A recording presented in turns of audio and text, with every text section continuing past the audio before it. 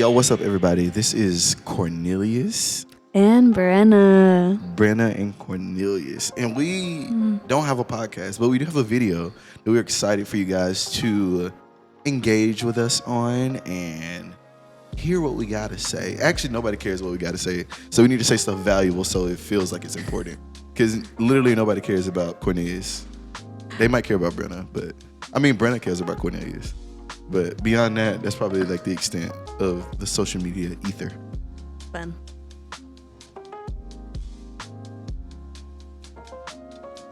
Nothing. No. Man.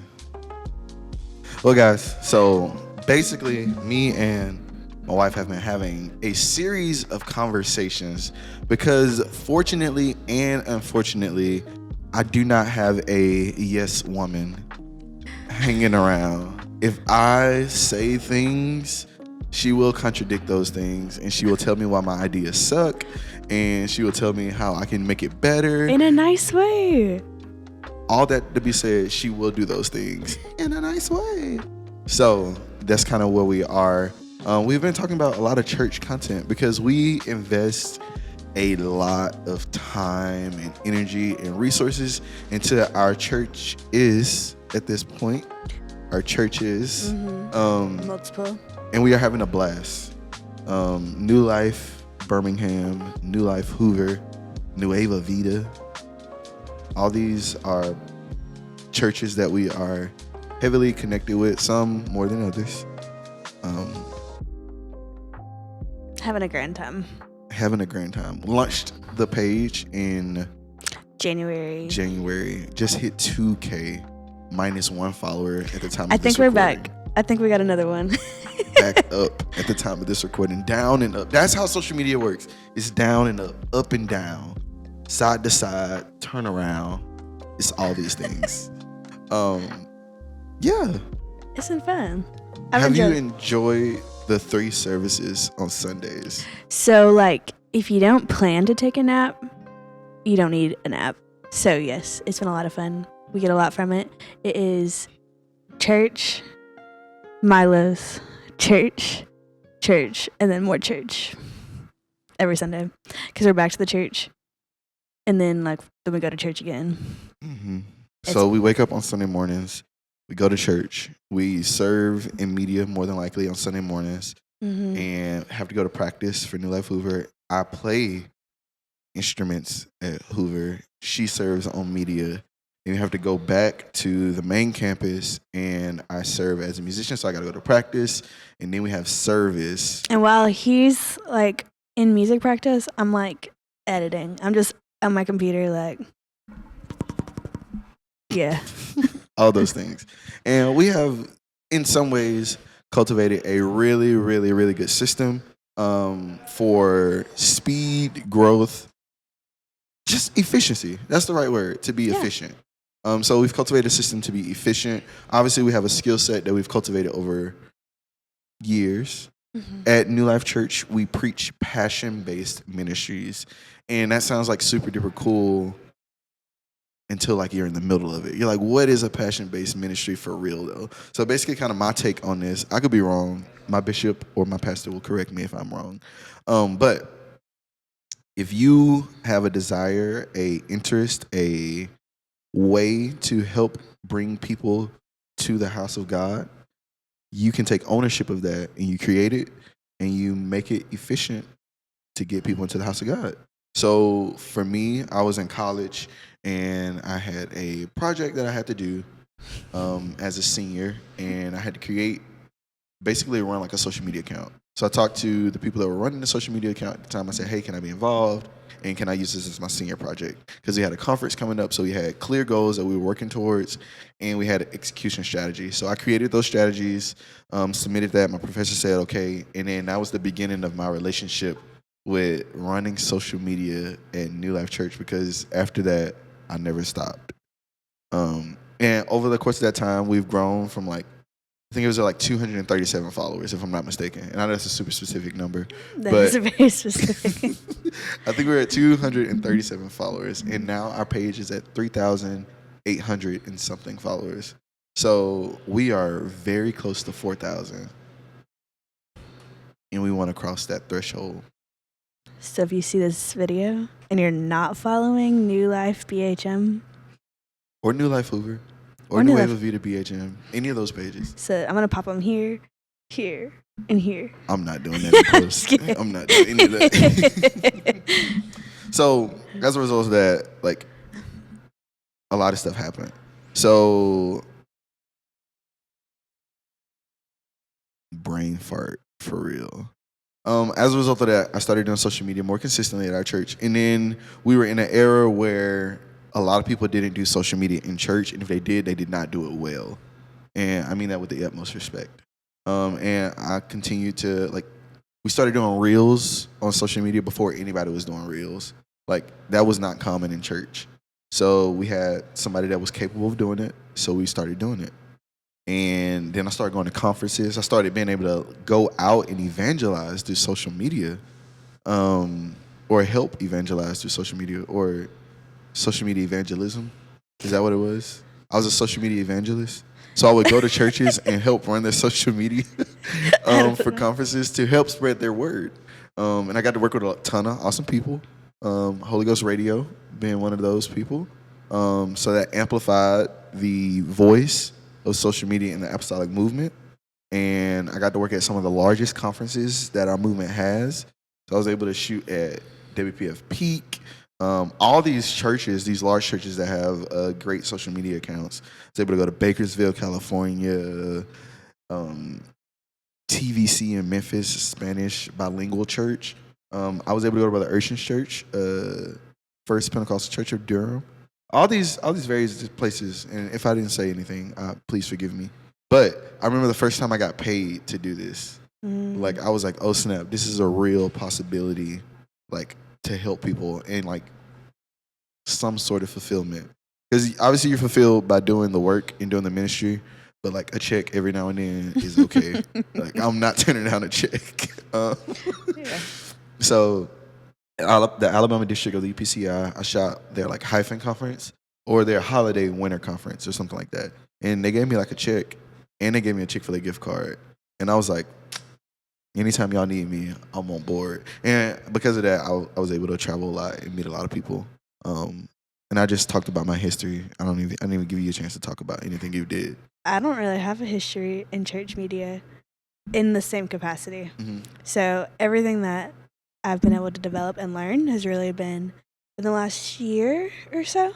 So, I mean, obviously, besides, like, the helping out here and there, actually being able to develop a church page has been really awesome. So I've been able to do it in not like a church setting, but in a professional setting.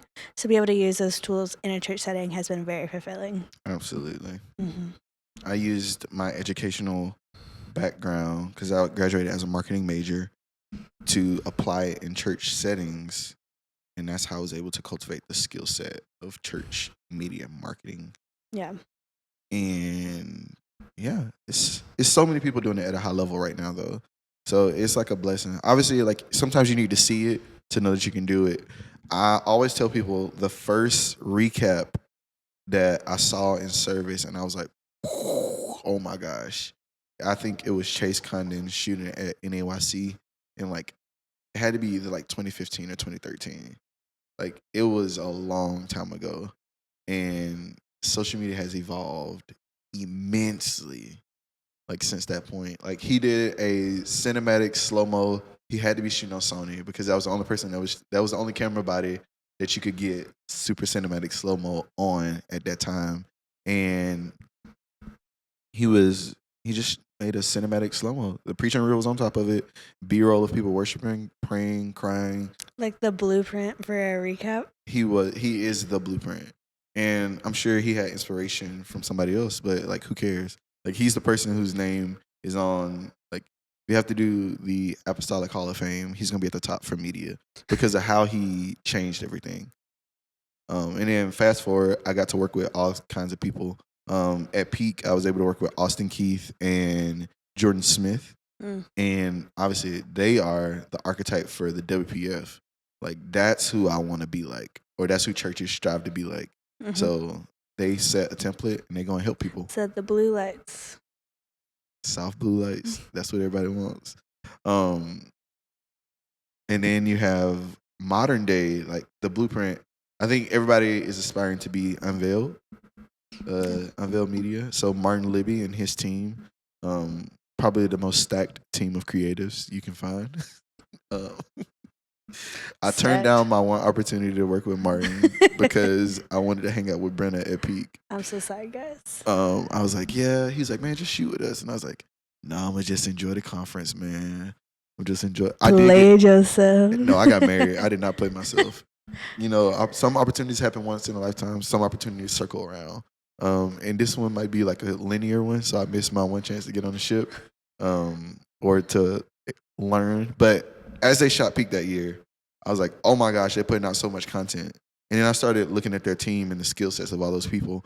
And when you surround yourself with a fire, strong team, so if we could replicate ourselves at our church and we had 3 Brennas and 3 Corneliuses, like what kind of team would we have? That's the kind of team that shot at Unveiled. Mm-hmm. I mean, at Peak through Unveiled. So Martin has his team of all these creators that can do high level work on their own. Mm-hmm.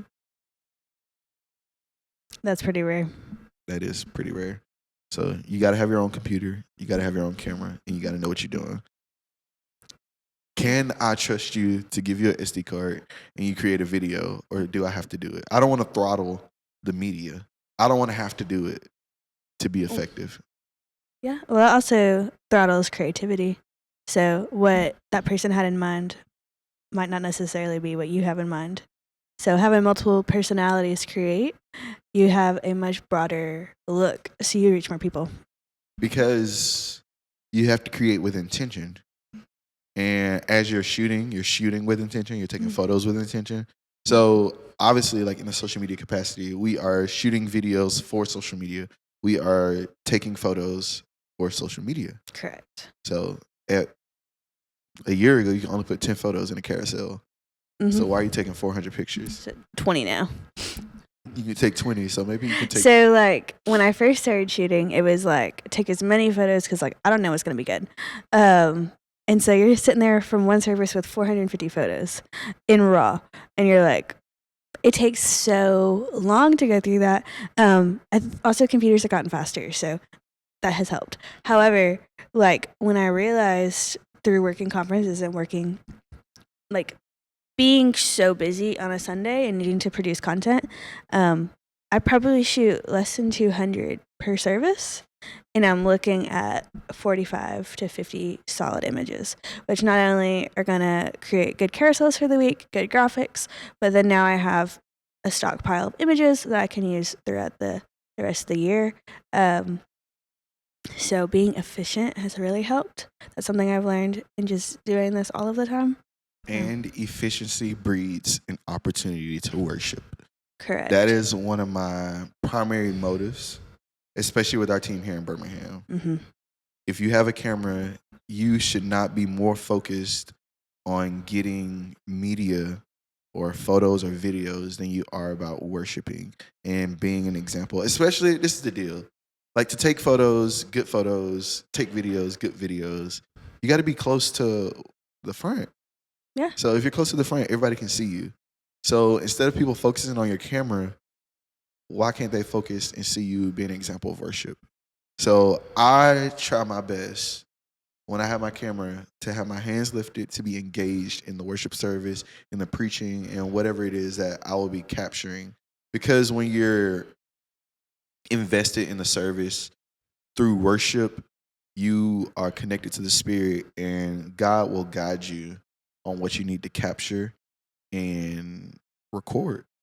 So, but that also plays into stewarding your ministry and your tools, because in order to be efficient in service and to give yourself an opportunity to worship, you have to know where these settings are to be proficient.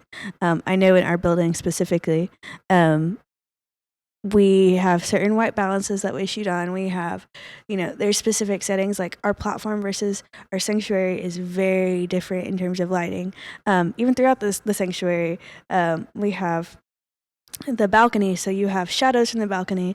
We have windows, so depending on the time of day, like you have natural light coming in certain areas, and so you're constantly adjusting for a moment. And if you don't have the muscle memory, and obviously that takes time, that's not something I'm saying like you have to do, but like service is only probably like 5 to 10% of media. So it's the other 95. Like, what are you doing during the week when you have time to steward your skill so you are available and you're able to produce efficiently and more productively, and you get a better result? And do you have the resources? Correct. Because you can't steward something if you don't have the resources to steward that. Correct. So a lot of churches want to go out and get a Sony A7 IV, a Canon R5 Mark II, actually nobody's getting a Nikon, but R.I.P. Actually Nikon videos can be pretty You know, good. there's a girl I shot with recently, and she shot on Nikon, and I was impressed. I was actually really confused at the file names because I had I never shoot with anybody with Nikon, but that's all good. But if you have the resources to cultivate, which is like one of the things that I kind of push for our team, is if you have your own equipment, shoot with your equipment so you can familiarize yourself with your equipment so that you know how to shoot faster and more efficiently. So if you're in a church and nobody has a camera, you can use your iPhone and you can get phenomenal results if you use your iPhone. At Arkansas Camp Meeting this year, they made a recap shot on iPhone. Yeah. You can get good resources. You just need to know how to get everything that you need to make the most efficient video you have. And that means like getting good audio, really. That's really what it is. Like if you're shooting on your iPhone, you can get the video and then talk to your sound person and get an audio file from the service, and you have high quality audio on your video that is high quality from an iPhone. It's not DSLR quality or mirrorless quality, but like if you make a good video, nobody cares about the quality of the video. No, it's actually in some instances more relatable. Yeah. Like people want Super 8 right now, which is a terrible idea. Why would you spend more money on worse quality? But it's about the vibes. Sometimes. So create for the vibes. You want somebody that is scrolling on their phone to see your video and say, oh my goodness, I need to get to that place. Or you want to convey an emotion that somebody says, oh my gosh, I am so far from God. I need to get to that place so I can feel him. Because if that happens, like, I tell people this every time. Social media creates a really, really, really large net. And this person might not come to your church that sees this video, that this video was made for.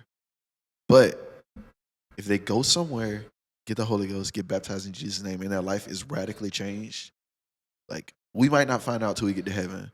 But if we make videos all year and one person comes to church and gets baptized and gets the Holy Ghost, like, we've made an impact on our community because we've just changed the world. Like, everybody wants to go viral and have a video that does 17 million views, but like, how does that convert? Like, what's the actual goal? And as a creative, I make sure that I am not too proud to see a video get posted and it only has 17 views.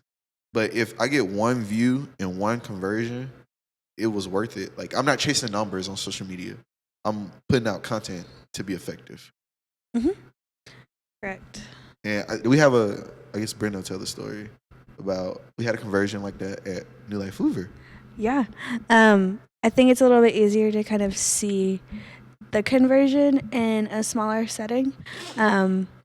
Obviously, we see that here at New Life. However, with a new work and a new page, you don't necessarily know what's working or what's not at first. And so we're sitting around 1,500 followers for a while. We've had really decent engagement. We haven't necessarily had anything that goes necessarily viral, like in the millions, but anyways, we're intentionally creating content for our area and hoping it reaches. And so recently we had a visitor, and he ended up coming and getting refilled with the Holy Ghost. He ended up bringing his wife. It's been really awesome. And come to find out, he talked to Pastor Jermaine and was, just conveying that, like, hey, I was in a season where I wasn't necessarily feeling fulfilled in these areas, and I started seeing your reels.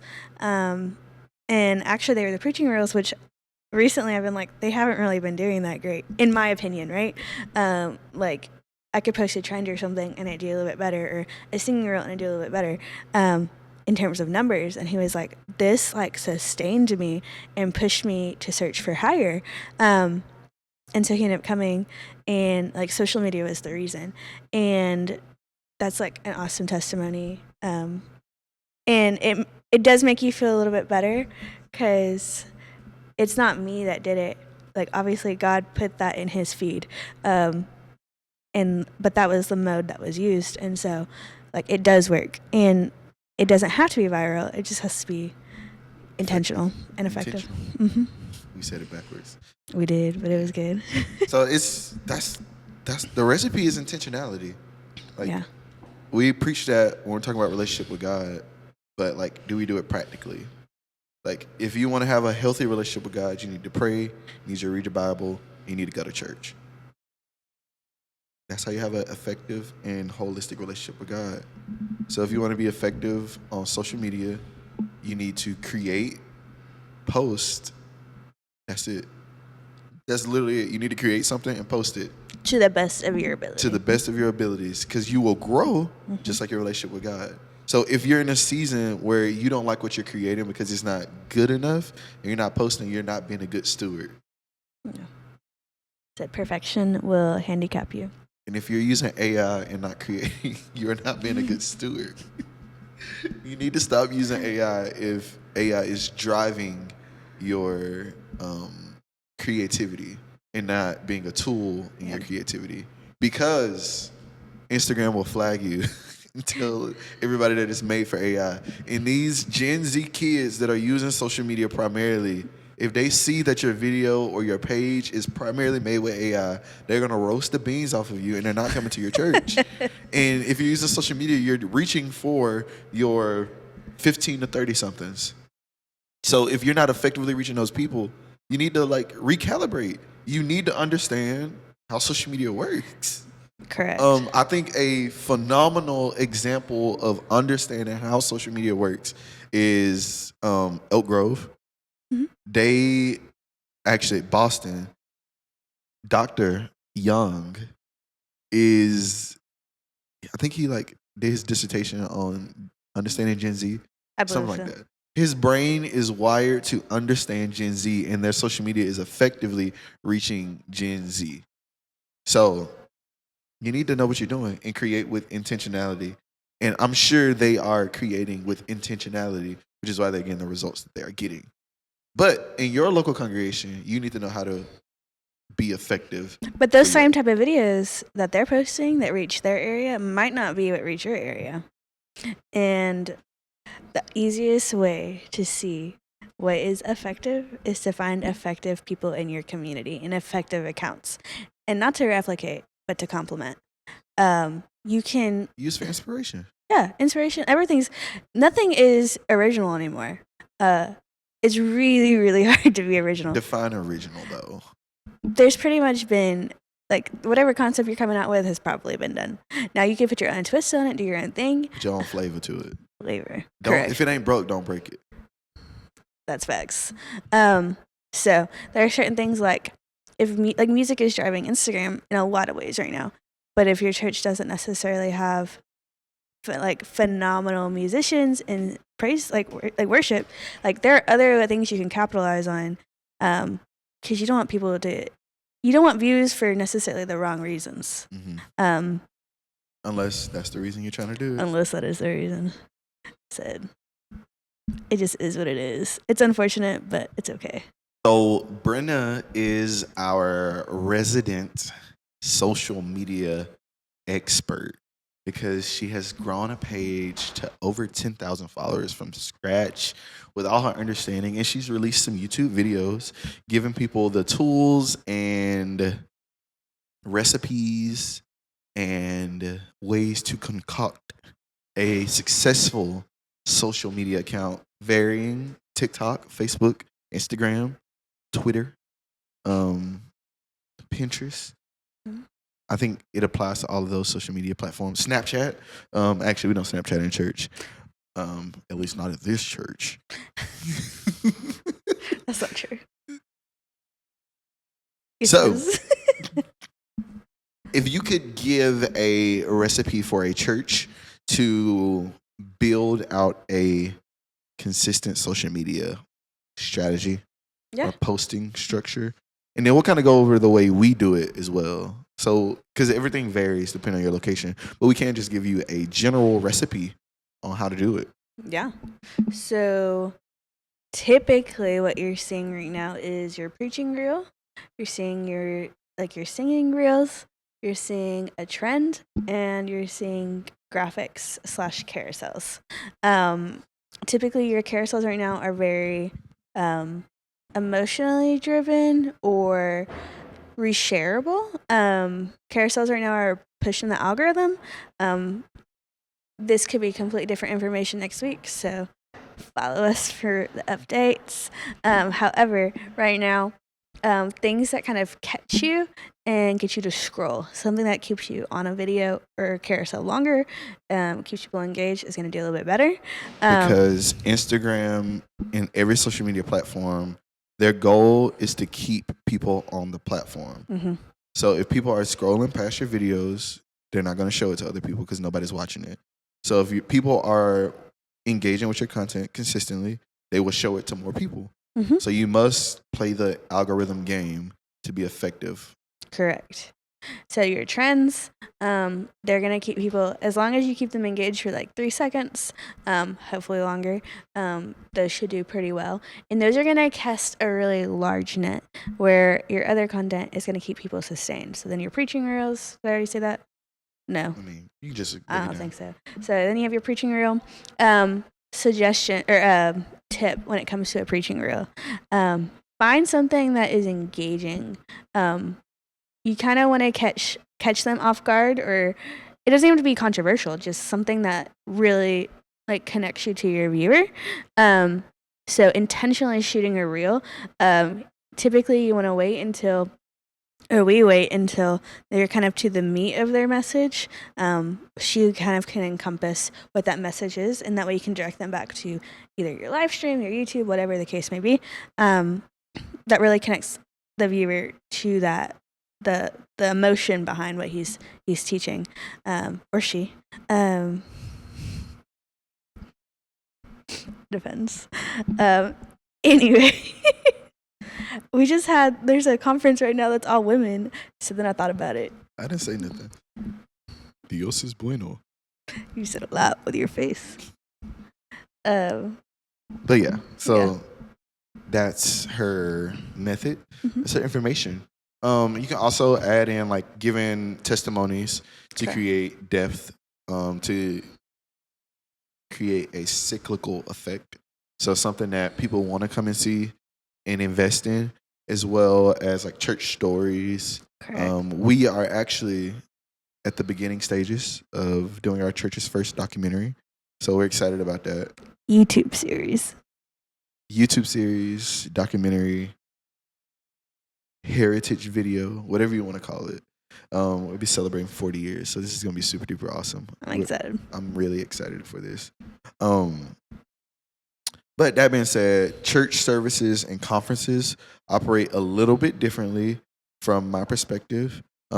We had tremendous success, depending on what you're measuring as success, at Revolution in Baton Rouge this year. Yeah. We did have a video cross almost 300,000 views, and we posted amongst the two of us on a brand new page. Yeah, so this template works because we used a page that had zero credibility, and we posted 77 posts amongst the two of us over 3 days with no trends Nope. Not because we like did not have an additional person. so nothing that was like we did a couple original like creative things, but nothing that should have gone viral. Yeah. So, anyways, our conference recipe is to maximize the conference first off. The goal of a conference media is to use what's happening at the conference to promote. And then you use other things like the trends that she talked about to supplement, to cast a larger net, to increase following, to increase reach, to do those types of things. And then you basically turn that into conversions. So if we go to a church, we're hoping to log into their account and post all these things on their church account In so real that time. their reach is increased, and then effectively through their location, which is why we tag the location of where we're having church in every video, so that people know that this place is on fire. And we are posting in real time, like she said.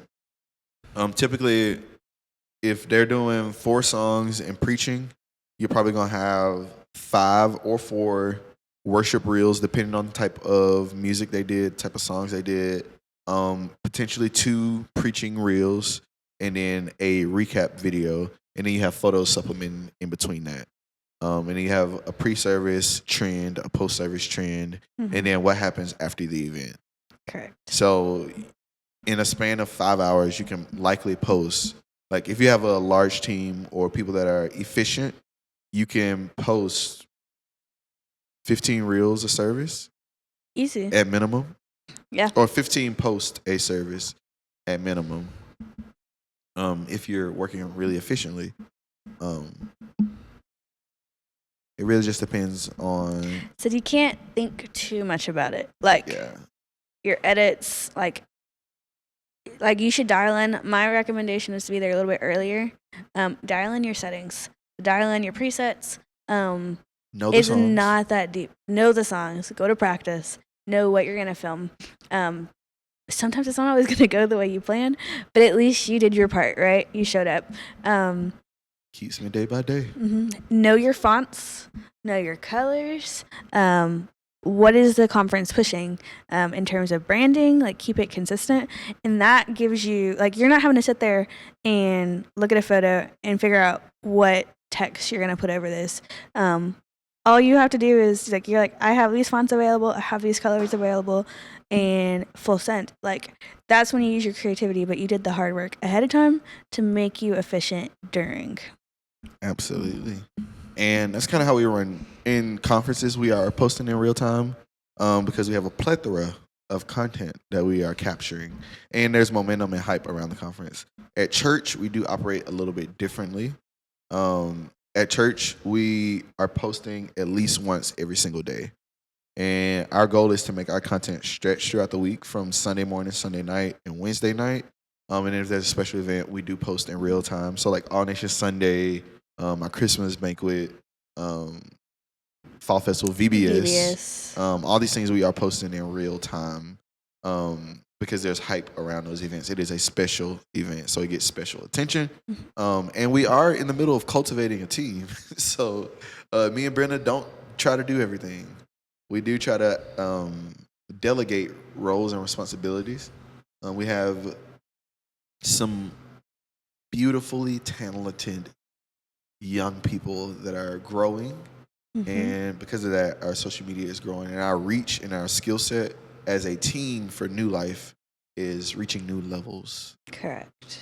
We've had the most immense growth and beautifully moment because I married Brenna, and we had somebody that could completely create and curate content on their own. So that did give us a large boost. And now we probably have 5 people really on our team that can curate and create content on their own. Unfortunately, it is throttled through the social media manager at our church, who is me. So everything has to go through me. So sometimes I am not the best at making sure everything gets out, but I do try to do a pretty good job in making sure I post at least once time every day. Because we are posting it on YouTube and Instagram primarily. So our Instagram page is almost at 4,000, and our YouTube page is at like 3,200 Facebook subscribers. is And our Facebook yeah. page, I don't I even think know. it's over. I think it's close to 3, if not over 3. Yeah, so it's like everything's hovering around like 3,000. And with our legacy videos, heritage style videos, and what we're doing in our church, there seems to be a trajectory for some immense growth over the next couple of years. But our goal necessarily isn't growing those numbers, it is growing our team's skill set, so that in turn, the numbers will work itself out. I am heavily, heavily, heavily, heavily, heavily, heavily, heavily, heavily, heavily, heavily, heavily, heavily, heavily, heavily, heavily influenced by sports media because that is, from my perspective and from what I've seen, they are the most creative, the fastest, the most efficient. So people want updates and they want updates quick. So when Alabama scores a touchdown, there's a post with photos, graphics, and a video when Alabama scores a touchdown. Roll Tide. So that's been the template for me for a long time. It's like, man, if I could be, because when I was in college, my goal was like, man, if I can work for the Atlanta Falcons, Atlanta Hawks, one of these large sports teams, and do media for them, like I will learn so much stuff. And because we have passion-based ministry at our church, I was blessed with being able to implement those skill sets into a church setting, and obviously way more fulfillment doing this for the kingdom than chasing a secular career, or a sports secular career. I don't know whatever, but any input. I think relevance is key. So in being efficient and in posting in real time, when we have something that we know is going to do really well, we do prioritize it. So when we have our kids get up and they have like the kids choir, and there's a part, we had a video with one of our kids who did a phenomenal job, and like it felt magnetic for us, and so we knew that it would probably do really well, and it did. But posting that as quickly as possible, photos are super important to post super quickly. Typically, I try to post our images, like do a quick photo dump right after service. If you're wearing the same clothes, like if you literally get to lunch and you're like on Instagram, you're like, oh my gosh, like this is me today. Like you're more likely to repost that. If your kids are in it, you're more likely to repost that. People smiling. Don't always post the crying altar photo. I know that people tell you that it conveys the most emotion, but what emotion is it conveying? Ooh, I want to go to the sad church where they cry all the time. Said it's important, but like not the most important. Said we do cry a lot, but like Sometimes. catching like greeters at the door, catching like during meet and greet, during service, like when people are hugging and embracing, like those are the moments I try to capture. Even when you are worshiping, like is there someone like try and capture during like a shout song, or like Joy is Coming in the Morning, like those type of songs, Shondo. Those are the things like that also encompasses who we are. It's not just the crying photos. It's not just the, crying at the altar. That is a part. But those are the easiest photos to capture. So don't mistake easy for good. So the shout songs are really hard to capture because you got to know your shutter speed. You got to catch them at the right moment.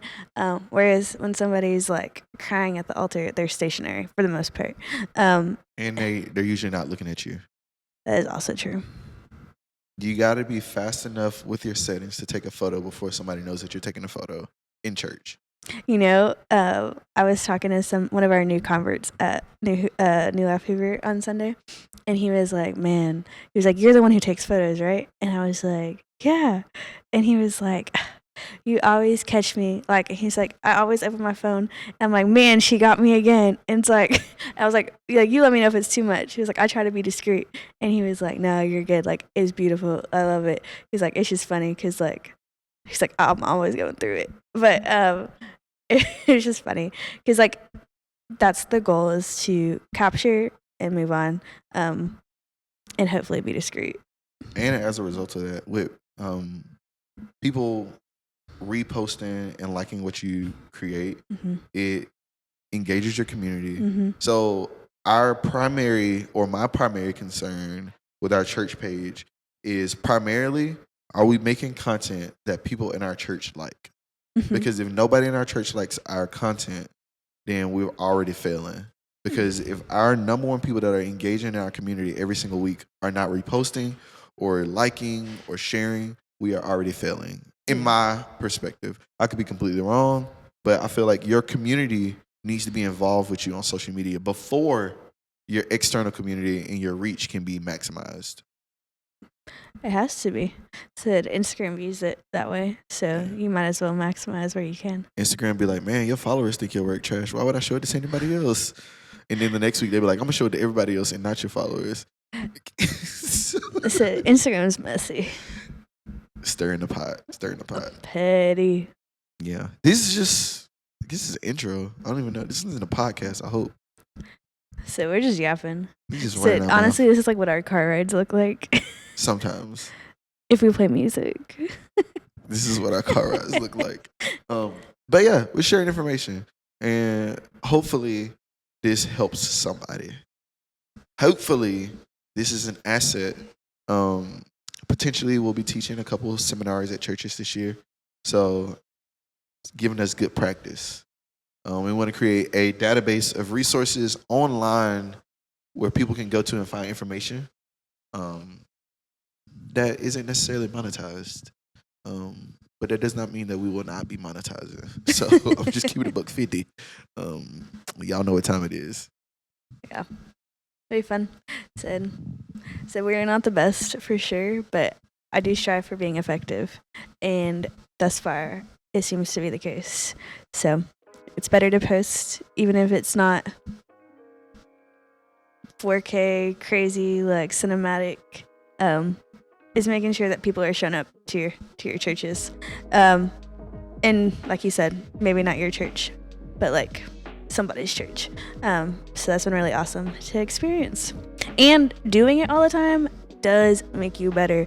I had a project this week and I needed to send like a bunch of photos from the last 6 months. And I was looking through it and I was like, man, that's super tough because like that's a really bad picture compared to where I shot this week. So that's been really awesome. And it's also created opportunities for other people to learn in all of these endeavors. So I've been able to help other people get to where I'm at or help them get there. And so that's been really fun. So exponential growth means that you are replicating and doing something consistently, and your next step always just looks like your next step. But at some point you'll look back and be like, man, how did I get here? But it's just a series of taking steps. So thank you guys for watching this video. Thank you guys for listening to us blabber. Yapper. Make sure you like this video, subscribe, drop a smiley face in the comments, tell us your favorite church conference, tell us your favorite worship song, tell us who your inspiration is in social media, as long as it's not us. Everything he said.